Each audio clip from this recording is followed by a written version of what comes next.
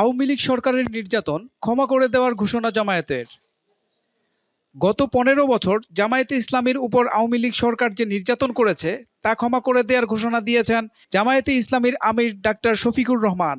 আজ মঙ্গলবার দুপুরে সাংবাদিকদের সাথে মত বিনিময় সভায় তিনি এই ঘোষণা দিয়ে বলেন, কারো ওপর প্রতিশোধ নেবে না তার দল। মঙ্গলবার দুপুরে রাজধানীর তেজগাঁওয়ের একটি রেস্টুরেন্টে সাংবাদিকদের সঙ্গে মত বিনিময় সভার আয়োজন করে ঢাকা মহানগর উত্তর জামায়াতে ইসলামী। এ সময় তিনি এসব কথা বলেন।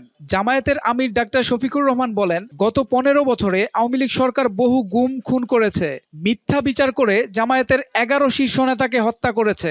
সাংবাদিকরা জাতির বিবেক হওয়া সত্ত্বেও ১৫ বছর কাজ করতে পারেনি। তাদের হত্যা গ্রেপ্তারের নামে নিপীড়ন করে মুখে তালা লাগিয়ে রাখা হয়েছিল। ৫ আগস্টের পর সেই তালা খুলেছে।